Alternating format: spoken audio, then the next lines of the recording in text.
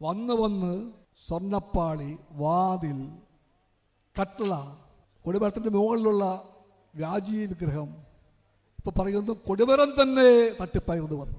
അതെല്ലാം വരുമ്പോൾ ഓരോ പേരും വരുന്നു. ആദ്യം വന്ന പേര് UDF കൺവീനറുടെ പേര്, പിന്നെ വന്ന പേര് കോൺഗ്രസ് ഐയുടെ MP-യുടെ പേര്, പിന്നെ വന്ന പേര് അന്നത്തെ ദേവസ്വം മന്ത്രി, ഇന്നത്തെ AICC ജനറൽ സെക്രട്ടറി, ഇവിടുത്തെ MP-യാണ്. ആ പേരുകൊണ്ടിപ്പോൾ ഇനിയും പേരുകൾ പറയാൻ തുടങ്ങിയാൽ പേടിയുണ്ടല്ലോ കോൺഗ്രസിന്. അതുകൊണ്ട് പറയട്ടെ, LDF ഇതാ പ്രഖ്യാപിക്കുകയാണ്, SIT അന്വേഷണം നേർവഴിക്ക് പോകട്ടെ. ഹൈക്കോടതി പറഞ്ഞു അതിൻ്റെ പോക്ക് നേർവഴിക്കാണെന്ന്. നേർവഴിക്ക് പോകുന്ന അന്വേഷണത്തിൽ കുറ്റക്കാർ ആരായാലും കൊള്ളാം, ആരുമാകട്ടെ, ആ കുറ്റക്കാർ രക്ഷപ്പെടാൻ LDF സമ്മതിക്കില്ല. കുറ്റക്കാരെ ശിക്ഷിക്കുന്നു പറയാനുള്ള ആർജവമുണ്ട് LDF-ന്. അങ്ങനെ പറയാനുള്ള ആർജവം കോൺഗ്രസ് ഐക്കുണ്ടോ, BJP-ക്കുണ്ടോ? നാം ഫോട്ടോ കണ്ടില്ലേ, പോറ്റിക്കൊപ്പമുള്ള ഫോട്ടോയാണ്.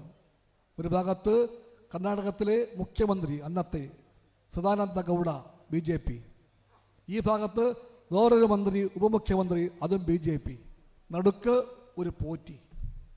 അതുകൊണ്ട് ഫോട്ടോ ഒന്നും അധികം കൊണ്ടുവരല്ല, ഇനിയും വേറെ ഫോട്ടോയും വരും, വേറെ ഫോട്ടോയൊക്കെ വരും. അതിനാൽ രാഷ്ട്രീയം പറയുക, രാഷ്ട്രീയത്തിൽ അഴിമതിക്ക് ഇടമില്ല എന്ന് പറയുക.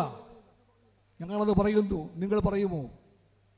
എല്ലാ വഴിയും അടഞ്ഞപ്പോൾ കിട്ടിയ തിരുപ്പച്ചീട്ട് പോലെ നിങ്ങൾ ശബരിമലയെ പിടിച്ച് ഒരു ഇലക്ഷൻ ജയിച്ചു, അത്രേ, പഞ്ചായത്തിലേക്ക്.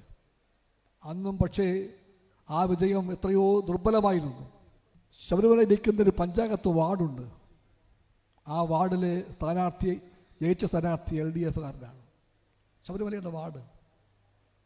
അയ്യപ്പൻ ജനിച്ച സ്ഥലം പന്തളമാണ്.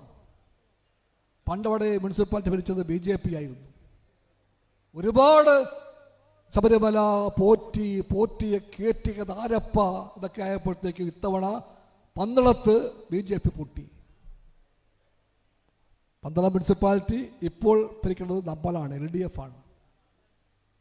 അതുകൊണ്ട് ഓരോ തവണയും കള്ളത്തരം പറയുമ്പോൾ, കള്ളത്തരം പാടുമ്പോൾ ഓരോരോ സീറ്റുകൾ പോകുന്നു, സ്ഥാനങ്ങൾ പോകുന്നു, പദവികൾ പോകുന്നു കോൺഗ്രസിന്. അതുകൊണ്ട് പോറ്റിയെ കയറ്റിയത് ആരാണെന്നും തന്ത്രിയെ വാഴ്ത്തിയത് ആരാണെന്നും തന്ത്രി പോറ്റിമാർക്ക് വേണ്ടി എല്ലാം പണയപ്പെടുത്തിയ രാഷ്ട്രീയം ഏതാണെന്നും എല്ലാം കേരളത്തിനറിയാം.